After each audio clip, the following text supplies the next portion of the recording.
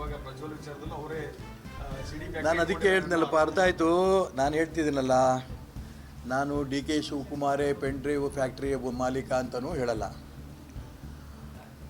ಮಾನ್ಯ ಕುಮಾರಸ್ವಾಮಿ ಅವರು ಇದರಲ್ಲಿ ಭಾಳ ದೊಡ್ಡ ಪಾತ್ರ ಇದೆ ಅಂತಲೂ ಹೇಳೋದಿಲ್ಲ.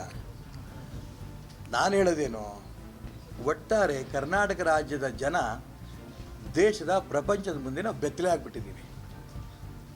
ಹೆಣ್ಣನ್ನು ನಮ್ಮ ತಾಯಿ ಅಂತ ಕರೆಯುವಂಥ ಹೆಣ್ಣಿಗೆ ಇಷ್ಟು ಅಪಮಾನ ಆಗಿರೋದು ಮೊದಲನೇ ಬಾರಿ.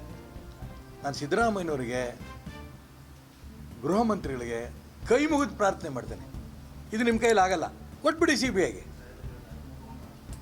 ನಾವೇ ಮಾಡ್ತೀವಿ, ನಮಗೆ ಶಕ್ತಿ ಇದೆ, ನಮ್ಮ ಪೊಲೀಸ್ನವ್ರು ಅಷ್ಟು ವೀಕಾ. ಪೊಲೀಸ್ನವ್ರ ಬಗ್ಗೆ ನಾನು ಅಪಮಾನ ಮಾಡಲ್ಲ.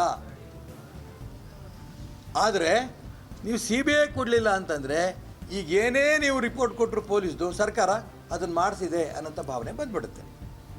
ಡಿ ಕೆ ಶಿವಕುಮಾರ್ ಬಗ್ಗೆನೂ ಆಪಾದನೆ ಮಾಡಲ್ಲ, ಕುಮಾರಸ್ವಾಮಿ ಬಗ್ಗೆನೂ ಆಪಾದನೆ ಮಾಡಲ್ಲ. ನೀವಿಬ್ಬರೂ ಕೂಡ ಒಳ್ಳೆಯರೇ, CBI ಕೊಡಿ. ಅದಕ್ಕೋಸ್ಕರ ಹೇಳ್ತಾ ಇರೋದು, ಇಂಥ ಸಂದರ್ಭ ನಮ್ಮ ರಾಜ್ಯದ ಇತಿಹಾಸದಲ್ಲಿ ಬಂದಿಲ್ಲ, ಇದನ್ನು ಗಮನಿಸಿ ಅನ್ನೋಂಥ ಪ್ರಾರ್ಥನೆ ಅವ್ರಿಗೆ ಮಾಡ್ತೀನಿ.